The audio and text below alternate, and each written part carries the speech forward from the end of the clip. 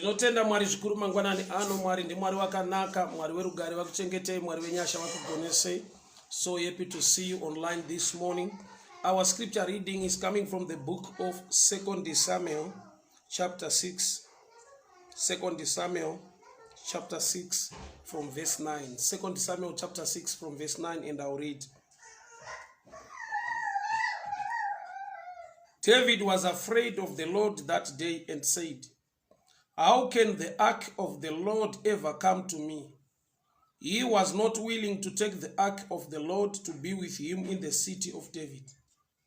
Instead, he took it aside to the house of Obed-Edom, the Gittite.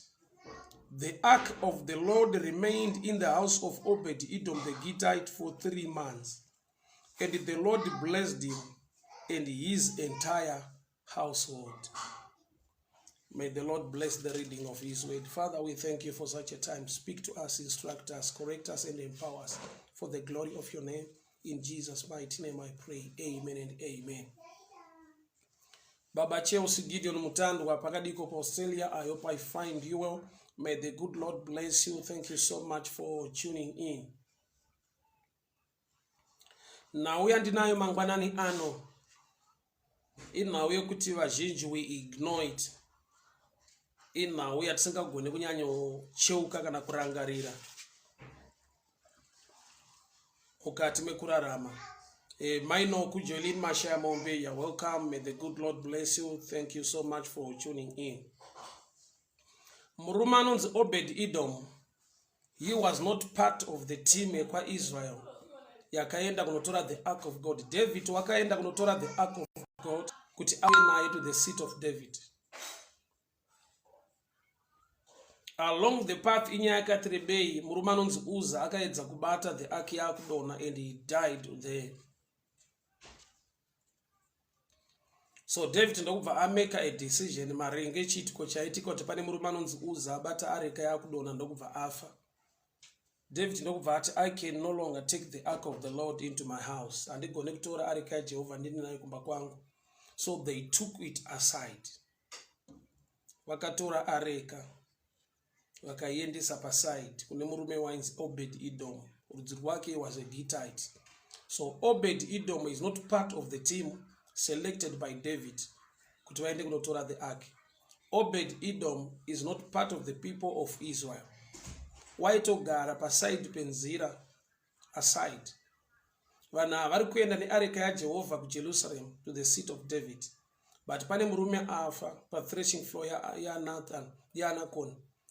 So murume uyu paafa, David wameka a decision yekuti hazvigone kuti nditore areka yaJehovha ndiende nayo to the seat of David.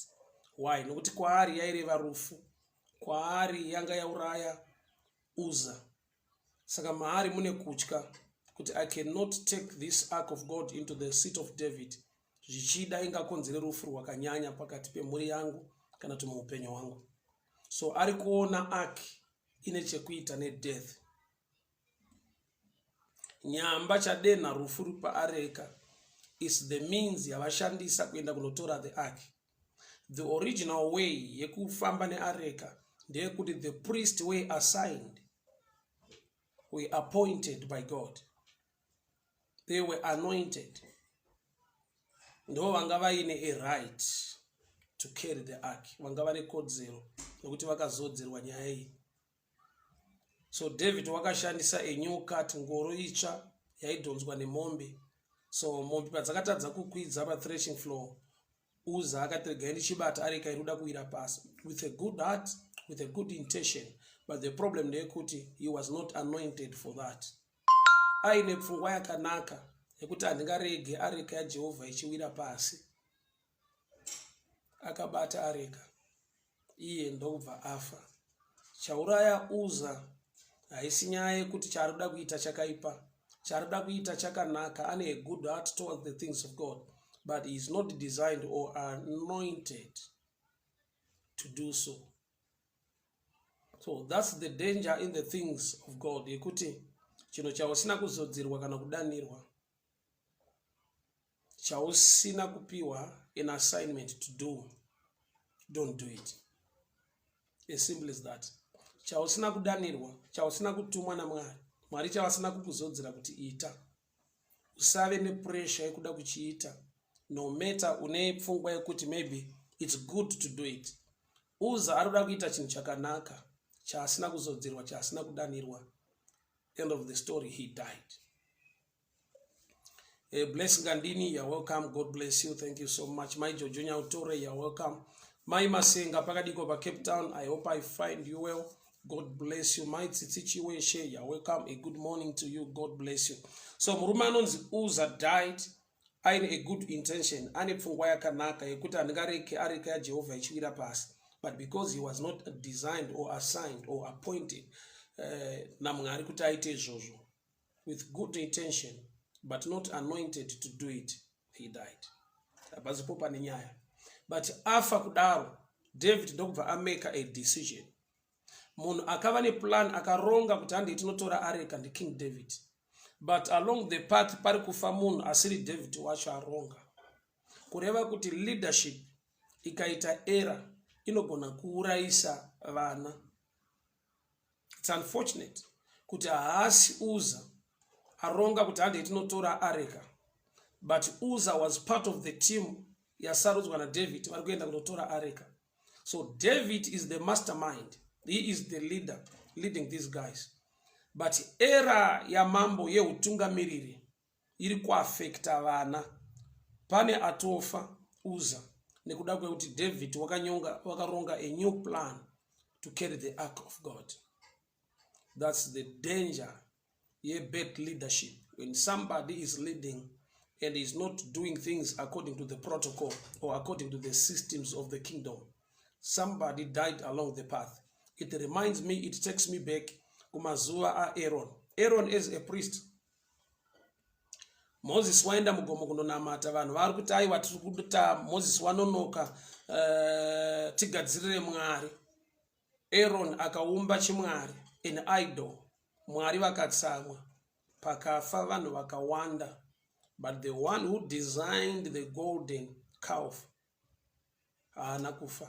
So bad leadership will always affect the following. So King David caused the death of Uzzah because he introduced a new system that was not the system of the kingdom to bring the ark of God to Jerusalem. So utungamiriri hunogona kuaffecta the following to an extent yekuti ivo vanoramba varipo, they can mend their ways, they can change their ways, but iwe unenge watofa zvatopera. Grace AC, Grace Sakula, may the good Lord bless you. Miss Holloway Lee Chiome, I'm so happy to see you online. May the good Lord bless you. May the good Lord protect you. Thank you so much for tuning in. So David ndokubva ameka a decision yekuti handigone kuenda neareka yaJehovha kumba kwangu. Let me take it aside.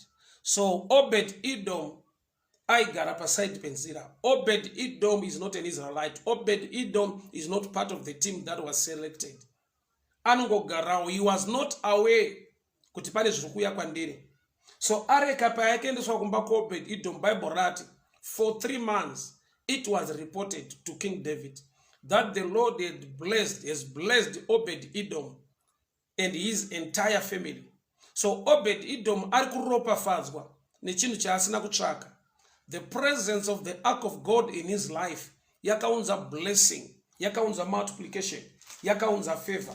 It was heard that the Lord had blessed Obed Edom. Verse 11. The ark of the Lord remained in the house of Obed Edom the Gittite for 3 months. And the Lord blessed him and his entire household. This man is being blessed. Nezvinhu zvaasina kutsvaka, zvaasina kuronga, zvakaunzwa kwaMwari iri a trap yekuti King David is not happy kuti nditore areka ndiende nayo kumba kwangu. Out of fear, ndokubva ati let us take it aside. Tuone kuti kune anything chichaitika chiri bad here. So areka yauya mulife ya Obed Edom. And for 3 months it was reported kuti aropafadzwa iye nemusha wake nemhuri yake. Ndopane Evangelist nasi. Tine zvinhu zvatisina kutarisa kana tine zvinhu zvatinogona kuignore. Zvatisingagone kupfugama tichinamata tichitenda Mwari pamusoro pazvo.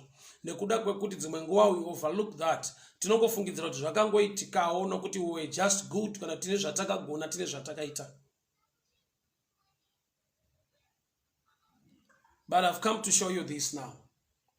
Kuti murume anonzi Obed Edom haana kutsvaka areka. Murume anonzi Obed Edom haana chaakagona kuti areka iunzwe mumba make. Murume anonzi Obed Edom aitogara paside penzira. Areka yatobva mukuuraya Uza yaunzwa mumba make. Palife yake hatisi kunzwa rufu. But the last encounter yaareka nemunhu Uza perished and died. But areka iyoyo paiswa mumba maObed Edom, things they begin to flow. Haana kutsvaka areka, haana kunyengetera, haana kukumbira, haana kutsanya, haana kudii, but akangotanga kuropafadzwa nekuda kwekuti areka yakaunzwa muupenyu hwake. Ndiri kuti kudii mangwanani ano? There are things in life zvakaitika out of the love of God, out of the grace of God, out of the mercy of God. Zvisiri zvekuti you can connect to your prayer life or you can connect to whatever zvaunoita, but uchangoona kuti kune zvakangoitika muupenyu hwako.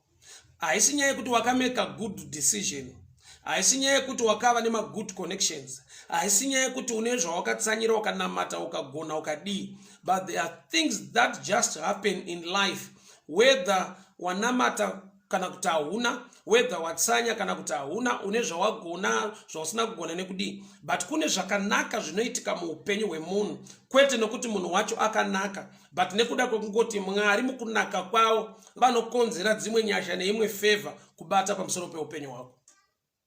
Obed Edom is a shadow picture inotaridza kuti there are times yekuti haisi out of prayer life, haisi out of the lifestyle yatiri kurarama iri kuatrakita mablessing nefavor kuya muupenyu hwedu. Some things they just happen because God is so merciful and God is so faithful. Miriam Chigwidi, may the good Lord bless you. Lenama Simba, Swaya, may the good Lord bless you. Baba Nira, you are welcome. Say thank you so much. I'm humbled to see you online. God bless you. Evangelist Nira, God bless you. So there are things in life, kune zvino muupenyu zvatinofanira kuti tikatarisa zvinofanirwa kutideredza kuti svitsa papoint yekuti we just kneel down and thank God and worship him. Nekuda kwekuti zvinhu izvozvo hazvina kuitika nekuti takagona kunamata, takagona kutsanya, takagona zvimwe zvese zvingada kuitwa. Aiwa, out of nowhere kune imwe favor yakangoerekana yamuupenyu hwako, isiri nyaya yekuti wakagona kunyatsofunga nekuronga. Pane mamwe ma-decisions awakaita usina kunyatsoanalyze kuti zvinobuda sei zvinopera sei, but at the end they were good decisions. Obed Edom blessing iri muupenyu hwake haisi yekuti akaitsvaka. Vanhu namambo David vakati hatingaendesa areka to the seat of David, let us take it aside. Zvoroti murume uyu anga atoriwo paside zvake, anga ari muposition yekuti haasiri ari kutsvaka areka. He is not a type yekuti ingaitirwe favor na king, but because somebody died, anga ari close to the house of Obed Edom. Sa position iri kufira Uza ndo yaita kuti mambo vangoti let us take this ark aside. Zvoreva kuti nyaya yakaitika iyi yakakonzera kuti mumwe munhu angosangana neimwe blessing neimwe favor. So it is because of the death of Uza kuti tinzwe kuti Obed Edom was blessed. When you look at it, it's just a shadow picture of the death of our Lord Jesus Christ. Jesu mukutifira, rudo rwakaitwa na Kristu Jesu pa Calvary rine zvinhu zvakadenwa zvikauya muupenyu hwedu, kwete nekuti tine zvatanga taita, but because he died for us. Zvimwe zvese zvinoita, I always tell people this, kuti Mwari nerudo rwavo, for God so loved the world, he gave his only begotten son. That giving, kupa kwatakaitwa na baba vachitipa mwanakomana wavo Jesu, haisi nyaya yekuti pane vanga vanamata. Nyika haina kunamata, haina kuita minamato.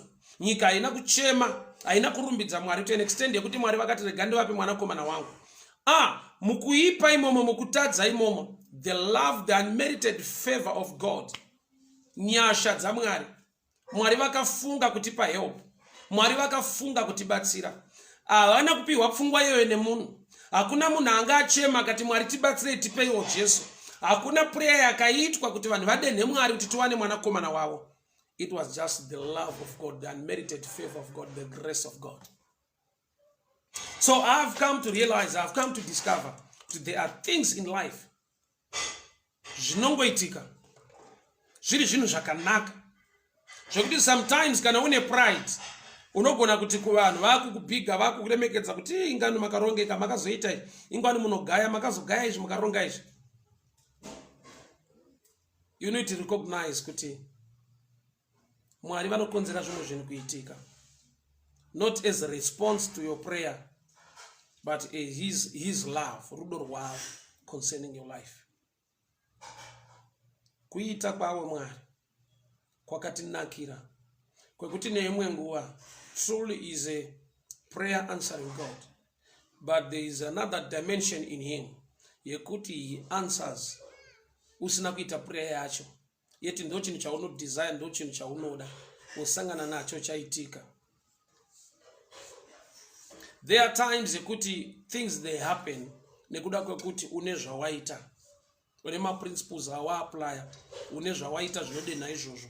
But to be honest, there are things that just happen in life, yet zvinhu izvozvo zvinoitika zvakanaka, zvakatinakira, but usina kubvira wapinda prayer. I don't know whom I'm talking to, but somebody can relate to this message.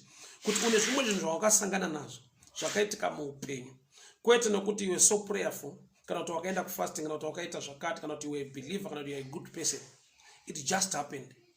Mukusarurama kwako, mukusanyengetera, mukusatsanya, mukusadii, wakangoona ropafadzo, arika ya Jehovah, the presence of God and the blessing of God just entering your family or your house. I remember when God called me to minister as an evangelist. Mwari vandidana semuvhangeri kuti ndiparidze. I was just coming from what happened. Ndadzingwa basa ndiri kurwara, ndaenda kumusha. I was sleeping, ndakarara ndiri kurwara, ndadzingwa basa ndiri kumusha. Then I had a dream and I heard an audible voice. Go and win souls. Go and preach the gospel. Haisi nyaya yekuti I prayed to become an evangelist. Haisi nyaya yekuti ndakakumbira Mwari. Nayo iripo ndeyekuti Mwari vakafunga kuti upenyu hwangu huregere kuparara. Ndokubva vandipa a second lease, a second phase of life. But it attached to the assignment of preaching the gospel. Hazvina kutangira pakuti ndakachema ndikanamata ndikati Mwari ndiite mudziyo wenyu. No. He chose me out of his love, out of his mercy. There are times yekuti ukaudza vanhu, people come to me dzimwe taina muparidza in certain different areas. Vanoneuya kubvunza kuti how do you go about this? Because on preaching almost every day is something that chakatuomeni. So I just tell people it's all about his grace. Dzinongova nyasha. Somebody say no, but unendofika pane zvamunoita iri kuti zvinyatsoflow. No. Tine vanhu vachiri kuramba kuti kune zvinhu zvinongoitika nekuda kwekuti Mwari vada kuti zviitike. Izvo zvakanaka, zvakatinakira. Obed Edom chakonzera ropafadzo mumba make, he was not prayerful. Haana kutsanya, haana zvimwe zvaakaita. It so happened kuti areka yakangonzi haichaenda kuJerusalem, and David took it aside kumba kwake, and for 3 months it was reported that the guy is blessed. Scripture yandipa kurealize nekuziva kuti pane zvimwe zvatinofanirwa kuti kana tazviremember, tazvirangarira, kana tasangana nazvo muupenyu, zvinofanirwa kuti humble kusvika paextend yekuti we must kneel down and thank God. Nokuti pane zvinoitika muupenyu, pane madecisions. Vekunyika vanoti lucky, vekunyika vanoti kunyumwa. Those words kuvana vaMwari, they don't exist.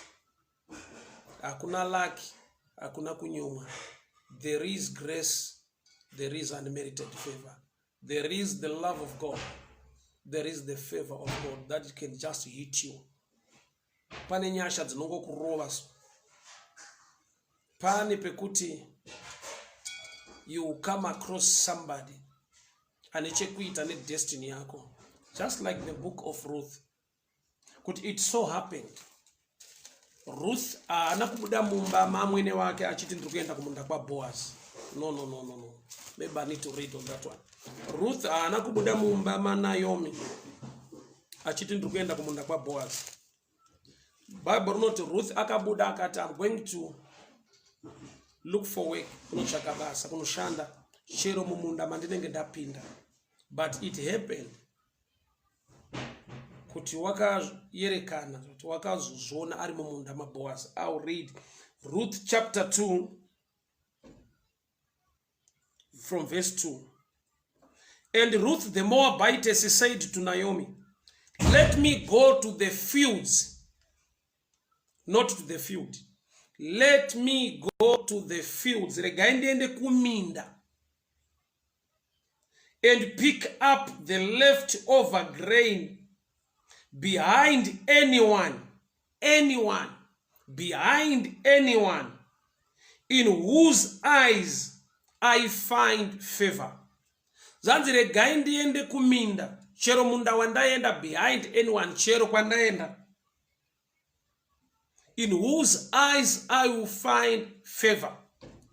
Izure kuti favor ari kutaura, that's a prophetic message. Connect out life yake, Mwari vakabva vamupa favor. Naomi said to her, go ahead, my daughter. So she went out and began to glean in the fields behind the harvesters. It turned out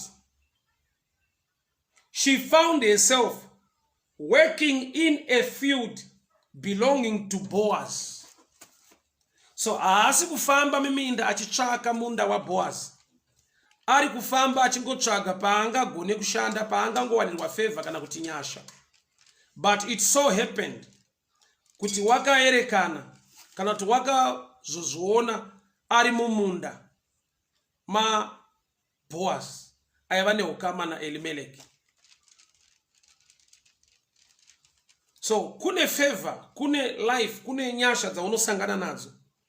Kwete nekuti you have prayed for it, but it's because of the love of God. Izvozvo zvinofanira kukuhambula to an extent yekuti you must kneel down and pray and thank God for his love and for his mercy. Nokuti pane nguva yekuti yatinofungidzira kuti maybe pane zvandakagona, pane zvandakaita, pane ma situations in life akangoitika zvakanaka, akaflowa zvakanaka. Pane pekuti unoona kuti dai ndakaita decision iyi apa ndaita error, dai ndakaita decision iyi apa ndaita error. Akakupa pfungwa idzodzo ukameka a right decision, ukangoerekana munhu zvinhu zvakanaka, zvinhu zvakufamba. It's the love of God. Tine vanhu vekuti ishamwari yako yakakubatsira zvimwe zvinhu zvikaendeka, but unoziva here kuti ichokwadi kuti you can choose friends. As ichokwadi zvakare kuti some friends yanga havana kubva pa choice, vakabva pakuti one they were neighbors, two they were classmates. Inyaya yekuti wawakasarudza kuva shamwari dzako they are very few, and to most of us hatina vatakasarudza. Maybe unozosarudza kuti handichada kutamba neuyu wadiscover character yake, but iri nyaya yekuti watamba naningi une ushamwari nevanhu zvichida munhu anokuconnecta munemwe blessing neimwe favor, wakangoerekana wakutamba naye, hauna kutanga waaccessa life yake, nokuti kutamba nemunhu haugone kupfimba munhu kuti ave shamwari yako. It just happened. And imagine kuti une munhu wawakawirira naye akuwanira favor neconnection zvichida nebasa rakaisvonaka rakusimudza kusvika nhasi, ukaritresa basa iroro nyange wakaapply, but akaziva kuti uri kudiwa wanhu was just a friend. And shamwari iyoyo hauna kusarudza kutamba naye, waingotamba naye. Let's be real guys, kune shamwari hongu dzaunogona kusarudza, but kazhinji tine shamwari dzakangova shamwari nekuda kwema circumstances, zvichida kuchikoro kana muri kudiaspora, zvichida yekungoti muzimba mangosangana mazivana, at the end warasikirwa nebasa, but iye anzwa kuti kune munhu ari kudiwa kuno kune qualification yaanoziva kuti ndiwo ungaqualify ipapo, kusvika upenyu hwako hwaendeka, zvinhu zvafamba. chokwadi ndechekuti haisi nyaya yekuti munhu yemuzimba. God was behind that relationship for the sake of your future. God was behind that relationship for the sake of your future. Let me read the King James Version. Ruth chapter 2 from verse 2. And Ruth the Moabitess said to Naomi, let me now go to the field and glean ears of corn after him, in whose sight I shall find favor. And she said unto her, go, my daughter. She went and came and gleaned in the field after the reapers. And her harp was to light on the part of the field belonging to Boaz, who was the kindred of Elimelech. Wakaerekana, she just bumped into the right field inechekuita nemarriage yake. Haasi kufamba kuti arorwe, haasi kutsvaka wanano, ari kutsvaka basa. But it so happened kuti wakasvikira kushanda mumunda maBoaz munechekuita nekurorwa kwake. Iye paabuda mumba ati, to anyone whom I found favor. So in life ukazvitarisa, tine vanhu vatakasangana navo tisina kusarudza kusangana navo. Kuda kuti Mwari wakaronga the program kubva kare, vachiziva need yako nefuture yako, kuti uchada kuti uite sei, zvichafamba sei. Kana officer this challenge, you need this kind of a person anokuconnecta kuti. So kune ma breakthrough atinofungidzira kuti because my friend helped me. Tine ma favors atinongofungidzira because I met this guy who is my husband, and things zikatanga kuflow in this way. Kumashure, behind the scenes kune a push factor. So the push factor in life ya Obed Edom was the death of Uzzah. Kufa kwa Uzzah kunopa David kuti areka ichaenda taakumboisa paside was a blessing to the life of Obed Edom. Imagine Uzzah asina kuita that mistake, vapfurira mberi kuenda neareka, hapana pataizonzwa nhau ya Obed Edom. But munoziva here kuti Obed Edom haatombozivi kuti somebody died for the direction to change. Wanga usiri meant to receive this ark, but kune incident yakaitika behind the scenes yakakonzera kuti auye neikoko, areka isvitswe ikoko. There are people in life vane zvinhu zviri kuendeka nhasi, but the root of that blessing vanogona kuisa credit mukuronga nemukugona kwavo. But unoziva here kuti Mwari vachironga zvinhu kune vanhu vawakakura navo iwewe, zvichida vavabatsiri mukati meupenyu hwako. But kuti unzi wakakura nevanhu ivavo, inhau yekuti maigara same environment. Kuti mugare same environment, vabereki venyu ndo vakaenda vakashanda kuti vakagara that environment mukaberekerwa ikoko. Handi zvinhu zvawakanamatira, handi zvinhu zvawakaronga ukatsanyira. It just happened. Zvichida wakatozotanga kunamata nekuziva Mwari, waberekwa nzvimbo iyo watamba nevanhu ivavo. Iyo Mwari vachitoziva kuti ndakusanganisa nevanhu ava nekuti maigara same environment, but zvinechekuita nedestiny neblessing mukati meupenyu hwako. Ukarecognize, ukarealize izvozvo, uchaona kuti tine zvatakaitirwa naMwari, not just because tiri vanhu vari right, tine zvatinogona. Christ paid the price. Zvizhinji zvatinoisa credit mazviri, tinenge tagumira padiki pakutrace the root of that blessing. I always tell people this, kuti mukatarisa murume anonzi Daniel, the first miracle yakaitika mulife ya Daniel ndeyekuti paakakandwa mugomba reshumba wakasvika zvakanaka. He landed safely.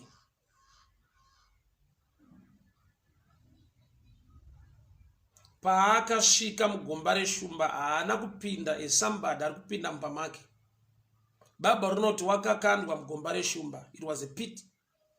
Paakakandwa, besides kudyiwa neshumba, aigona kutyoka, aigona kunosvika nemusoro, but wakalenda zvakanaka.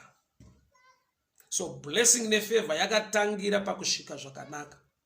So the first blessing ainei neshumba, the Lord was in charge. Paakakandwa akasvika zvakanaka. Second favor, shumba dzikaregera kumudya. So kazhinji kedu tinotangira pa second favor, tichikanganwa the foundation, the first favor. Nokuti kana une zvakanaka zvakaitika kwauri ikoko, chimbotresa kuti kwauri ikoko wakakuenda sei, wakakusvika sei. Uchaona kuti pamwe wakatoziva Mwari waikoko kwauri. Wakazotanga kunamata Mwari, uri kunzvimbo yauri, uri kunyika yauri. But zvese zvakaitika kuti utravele ubve pauri uende ikoko, zvanga siri mukungwara nemukuronga kwako. It just happened.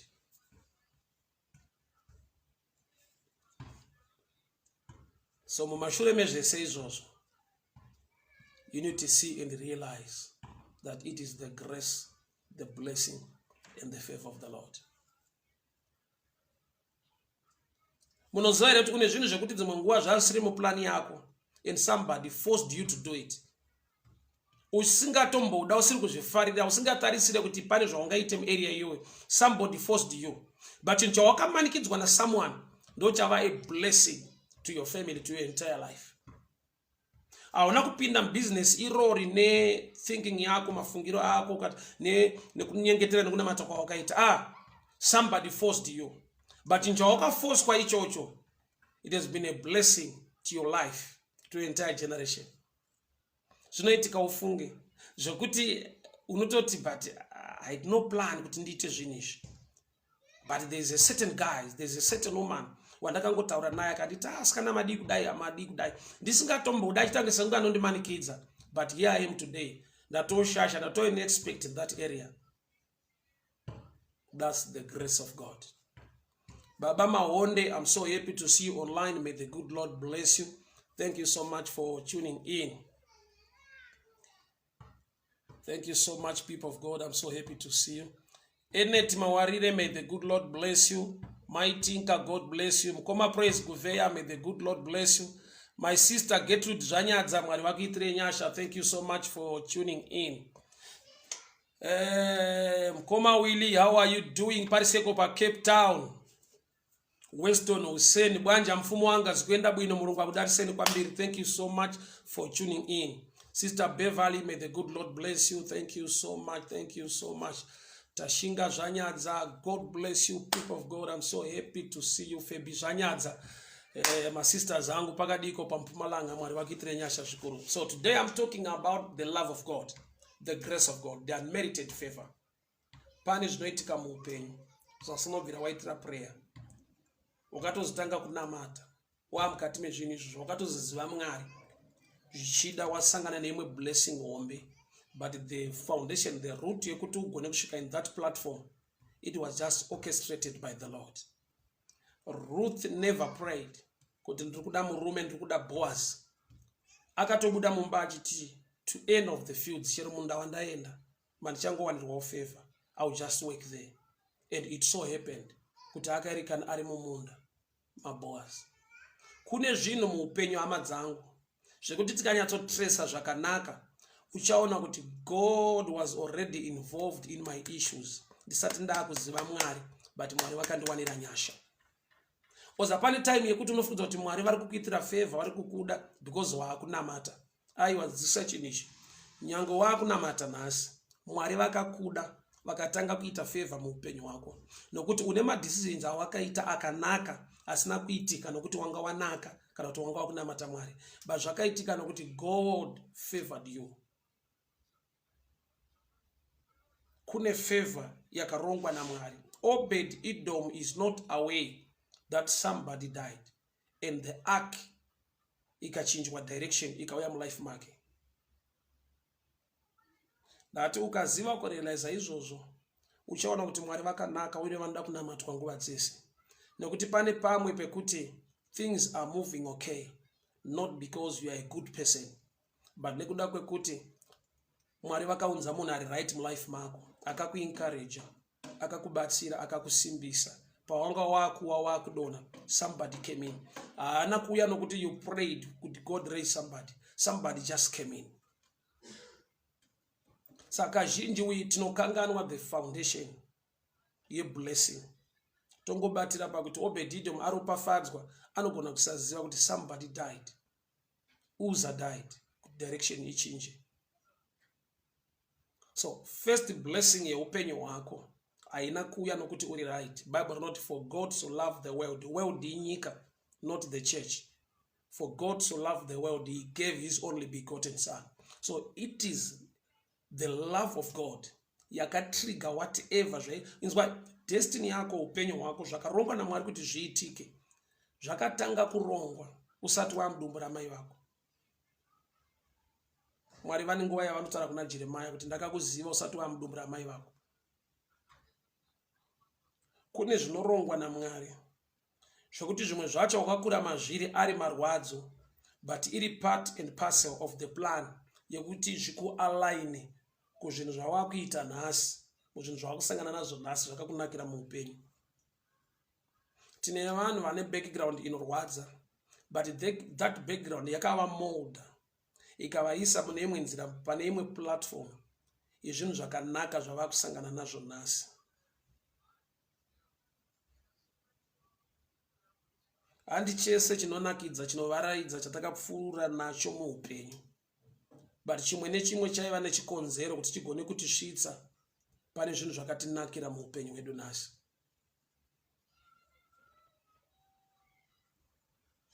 People of God, hear me very well.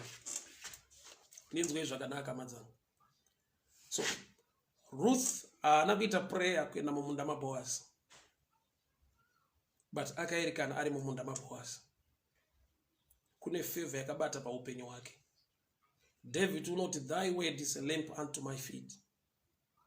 So munhu anogona kufungidzira kuti because ndakunamata kana ndinonamata bondi munhu ari bondi inoita zvakati, that's why zvingoflowa. Truly kune zvinouya as a reward, as a blessing, as a respond to whatever chawaita. Bible rinoti munhu chaanodyara anokohwa. But munoziva kuti pane nguva yekuti munhu anogona kukohwa asina kudyara, kwete kuti ari kubayiwa, but Mwari vafunga kusustaina munhu iyeyo pakatariswa chaakadyara hapana, zvichida akatodyara zvakaipa, and good things began to happen in his life or her life. Life yandakararama, zvandakadyara muupenyu hwangu ndisati ndaziva Mwari, hazvaigona kunditendera kuti ndigona kuita bounce back. Mazuva andairwara 2016 TB, the point of death. Andina chandaigona kuti daise ndakapiwa all opportunity kuti chipinda muprayer ukumbire Mwari kurarama zvakare waakufa. Andina chandaigona kunongedzera kuti Lord, I've been a good guy in doing this. Mwari ndakaita zvakati. Nothing. Just the grace of God.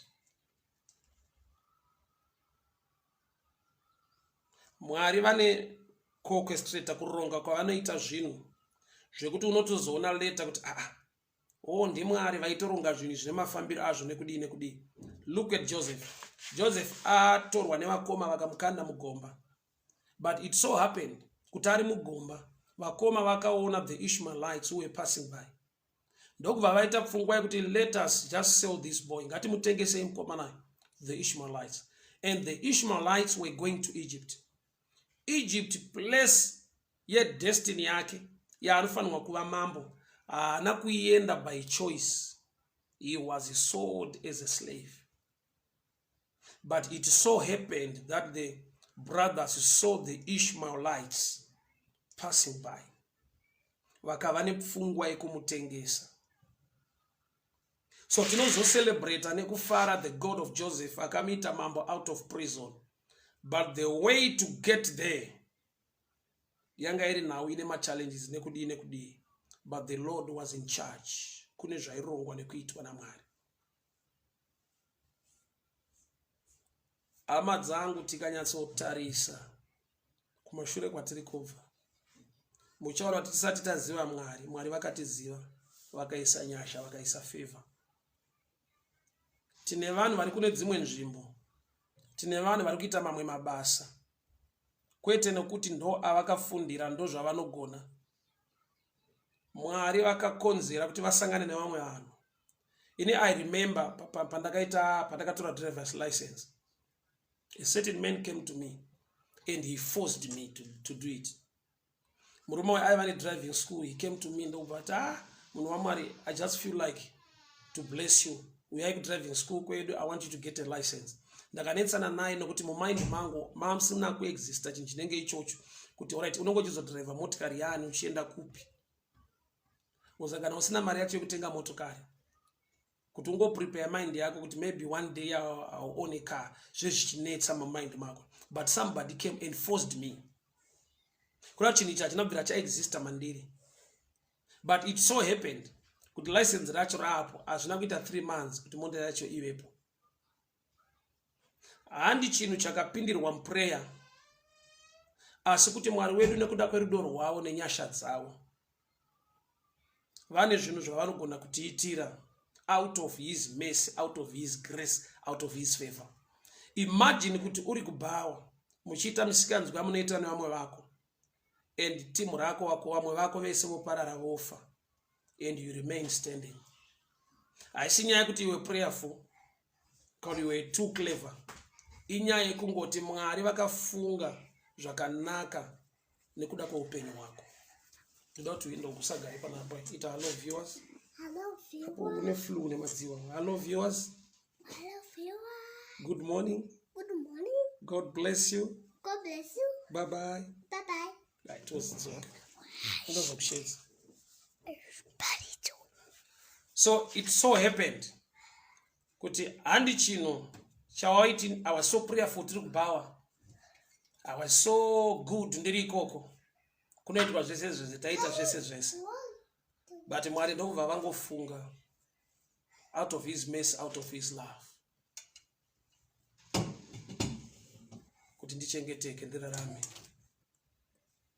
So zvimwe zvese zvatinozoita nhasi, the root or the foundation of everything is the grace of God. Is the love of God. Mfundisi wangu makadi yenyu.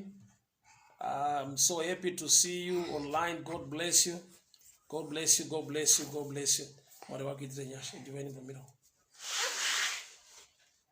Pastor Mzuri, may the good Lord bless you. God bless you. God bless you. Baba, God bless you. Tinotenda. Malcolm Sigauke, may the good Lord bless you. Pastor Stephen Mzuru, makadi yenyu baba Mwari wenyasha wakuchengetei. So humble to see you online. Tinotenda Mwari zvikuru. God bless you. God bless you. Pastor Vengere, may the good Lord bless you. Thank you so much. Thank you so much for tuning in. Mwari wakuitire nyasha zvikuru. Tinotenda. So message yandinayo nasi is all about the love of God. Ukatresa, ukatarisa kwa zvakatangira. Hazvina kutanga nokuti uri right kana kuti wakanamata nezvinhu zvawakagona. Zvakatanga pakuti Mwari vakanguva une rudo nenyasha noupenyu hwako. So I'm challenging you and I'm challenging myself today. Tuwane nguva yatinogona kupfugama nekunamata tichingotenda Mwari kuti mazviita baba makaita yenyu Mwari. Zvasina kubvira ndafunga kana kuronga. Nyasha dzenyu dzakandiitira mukandisvitsa pamandisvitsa. Obed Edom nakutsvaka areka. He was not part of the team yaselectwa naDavid. Aitogara paside peroad. And areka iyo yanga yauraya Uza. Zikanzi iende kumba kwake. But kumba kwake inawa yakauraya. God preserved himself. God preserved his family. Foundation yezvese. Kureva kuti ndichiri kunyika, Mwari vaironda upenyu hwangu nokuti vakagara vandida kubva kare. Zvakauraya vamwe vakandinzvengesa. Zvakaparadza vamwe vakandinzvengesa. Vaine chinangwa nenyasha nerudo noupenyu hwangu. I remember there was a certain day, that's 1998. 1998 ndichishanda kukwekwe kumaini kwainzi kutega rift tichishanda underground. Makaitika accident, a very terrible one. And 3 of us tika survivor. Accident iyo yanga isina kuti kunzvenga kungwara kudii. tatiri mutunnel.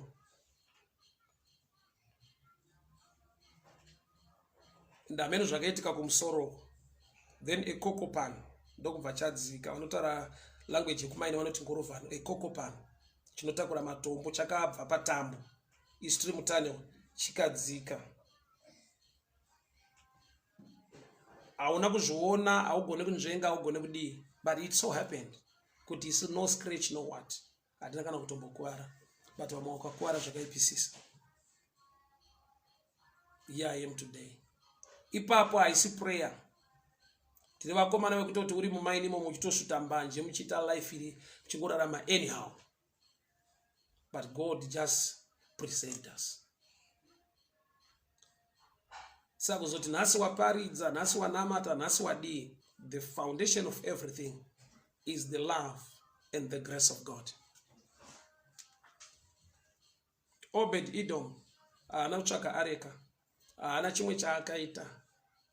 Vanhu vaitensa areka kumba kwake, it was a try matter. Pane zvaroda kuedza kuona kuti chinhu ichi chiri kuuraya here, nokuti Uza anga afa. But pavakaendesa kumba Obed Edom vakanzwa blessing. Kune zvakauraya vamwe, but iwe ukasurvive, ende uripo ende Mwari vari kukuropafadza. Toda kuti ubvise credit pa prayer. To be prayerful is good, but ubvise credit pakugona kwako. Human effort, good character is good. Udzokere pamabvi uti Mwari mazviita henyu.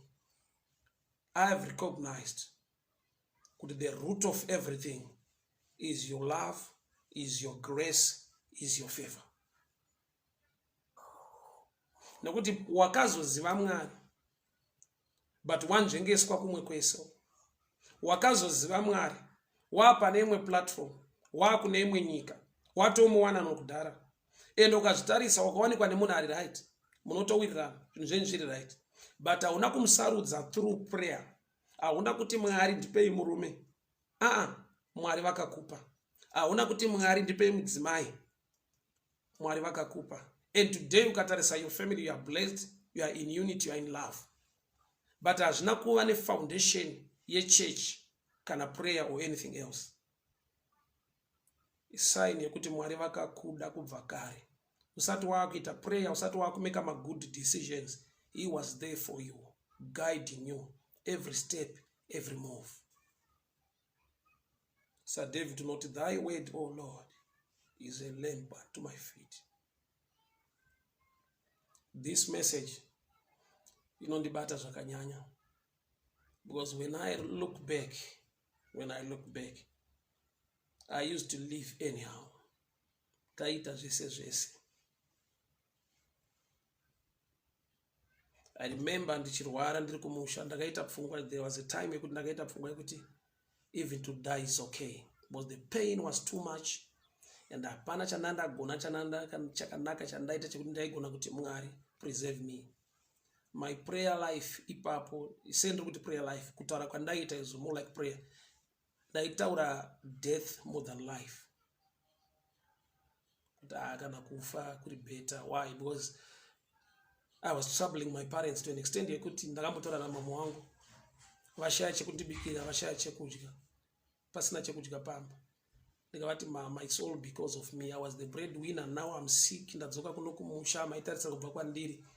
It's better I die than to continue bring trouble into this family.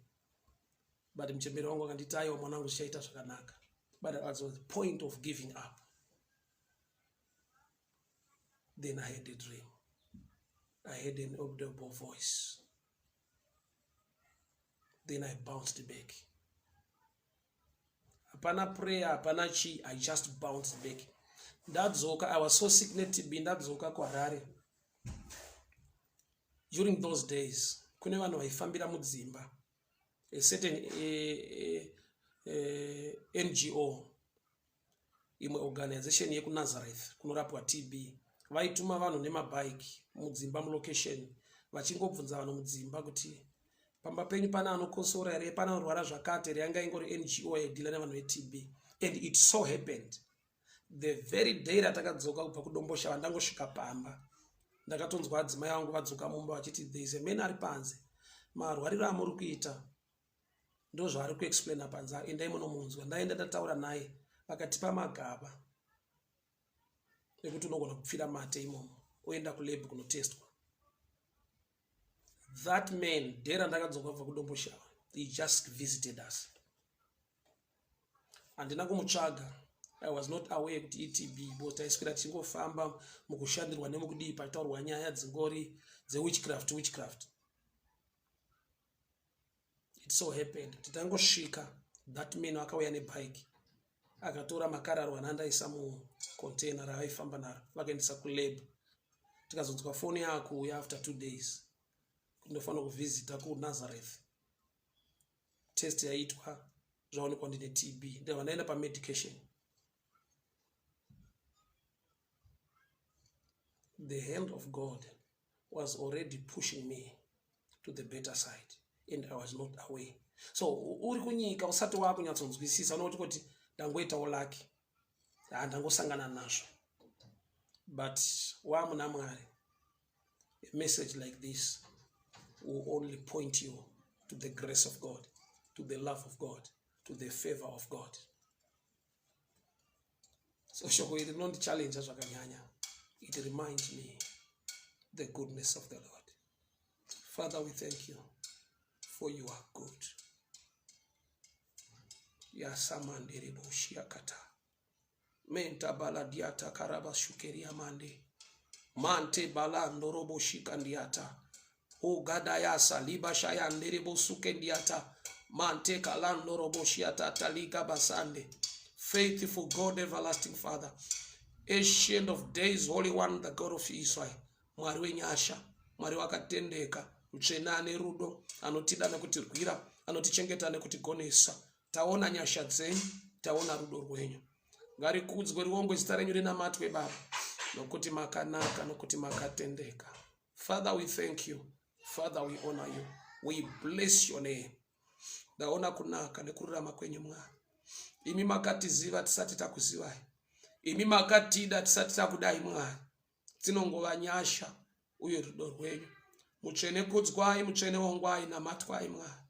Mazviita Mwari nevanhu vamakaunza nyangwe mukati muupenyu hwangu nekuda kwechikonzero. I thank you, Lord, for the good friends. I thank you, Lord, for the good friends. Nekuda kweshamwari dzakanaka dzamakaunza muupenyu hwangu. Father, I thank you for your hand of blessing, hand of favor. I thank you for my family. I thank you for my wife. I thank you, oh Lord. Baba, asi ma decisions akaitwa mukukuzivai. Asikuti Mwari makava nechikonzero nechinangwa pamusoro pemhuri yangu. I thank you, Lord, for my good family. I thank you, Lord, for my wife. I thank you, Lord, for your hand of protection. I thank you, Lord, for the friends. Makatabu shataka.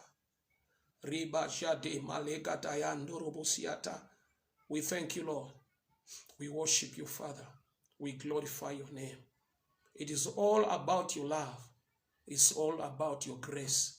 It's all about your favor. Dzinongova nyasha nerudo rwenyu Mwari. Takupai mbiri, takuongai, takunamatai. Nokuti makanaka, nokuti makatendeka, nokuti makarurama. Ngarikudzwe zita renyu riongwe rinamatwe Baba. Nokuti munotida Jesu. Nokuti munotirwira, nokuti munotichengeta. Mazviita